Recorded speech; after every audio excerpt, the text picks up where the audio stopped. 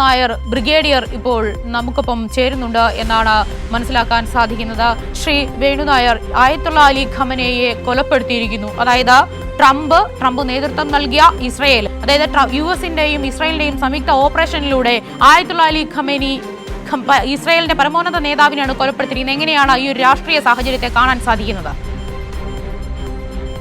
Jaihind. Gulf യുദ്ധം ഈ യുഎസിന്റെ മേൽക്കോയ്മയുള്ള യുഎസിനെ military തിരഞ്ഞെടുക്കാനുള്ള കഴിവ് ലോകരാഷ്ട്രങ്ങളിൽ ആർക്കുമില്ല. കഴിഞ്ഞ വർഷം ജൂണില് 12 വാറുണ്ടായിരുന്നപ്പോൾ ഇസ്രായേലും ഇറാനുമായിട്ടായിരുന്നു യുദ്ധം. പക്ഷെ അതില് ഒരു കൺക്ലൂഷൻ എത്താൻ പറ്റിയില്ല. ന്യൂക്ലിയർ സൈറ്റ്സിനെ ബോംബിടാൻ മാത്രമാണ് യുഎസ് അന്ന് ചേർന്നത്.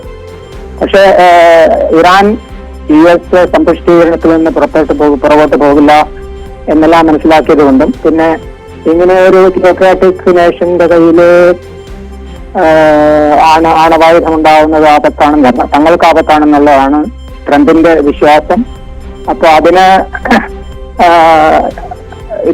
ഈ നേരിട്ടുള്ള ഒരു യുദ്ധവും അതിന്റെ എലിമിനേഷനും, ലീഡർഷിപ്പിന്റെ എലിമിനേഷൻ, ലോഞ്ച് മിസൈൽസിന്റെ ഇൻഡസ്ട്രിയുടെ നശിപ്പിക്കൽ, അതുപോലെ അതെല്ലാമാണ് അവർ ഉദ്ദേശിച്ചത്. അപ്പൊ മിലിറ്ററിയിൽ നോക്കുകയാണെങ്കിൽ ഈ രണ്ടാമത്തെ ദിവസത്തെ അവരുടെ ഈ ഓപ്പറേഷൻ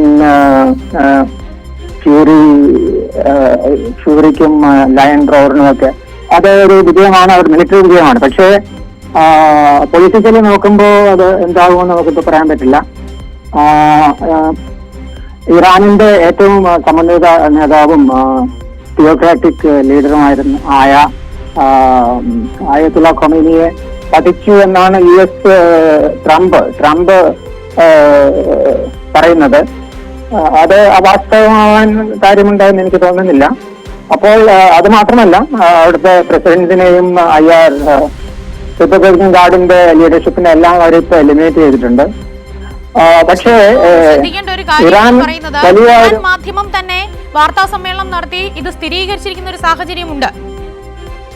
അല്ല, ഇപ്പൊ നമുക്ക് എടുക്കാം, ലീഡർഷിപ്പ് ആയത്തുള്ള ഖമീനി പോയി എന്ന് പറയുന്നുണ്ട്. പക്ഷേ അവരുടെ അടുത്ത ആയത്തുള്ളയെ സെലക്ട് ചെയ്യാനുള്ള കോൺസ്റ്റിറ്റ്യൂഷണൽ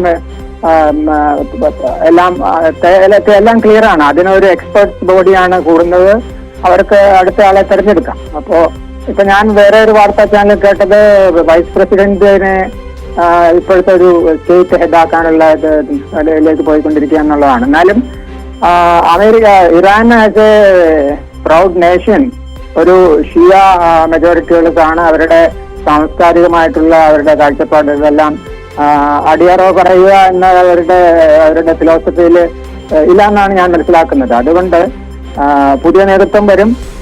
പിന്നെ അമേരിക്ക ബൂട്ട്സ് ഓൺ ഗ്രൗണ്ട് അവരുടെ സൈനികരെ ഇറാനിലേക്ക് ഇറക്കാതെ എന്തെങ്കിലും ഇതിനൊരു കൺക്ലൂസീവ് ആയിട്ട് വരാൻ സാധ്യതയില്ല. അപ്പോ ഇത് ഇത് രണ്ടാമത്തെ ദിവസമല്ലേ ആയിട്ടുള്ളൂ.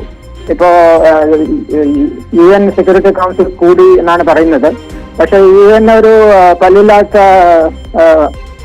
ടൈഗറായിട്ടാണല്ലോ നമ്മൾ മനസ്സിലാക്കുന്നത്. അത് അമേരിക്കയുടെ കൺട്രോളിലാണ്. ഏതാണ്ട് 25% ഇക്കണോമിക് ഫണ്ട് ഹെൽപ്പ് വരുന്നത് അവരുടെ കയ്യിൽ നിന്നാണ്.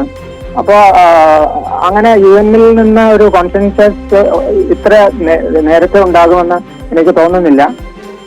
അതിന് നമുക്ക് wait and watch. Back to U.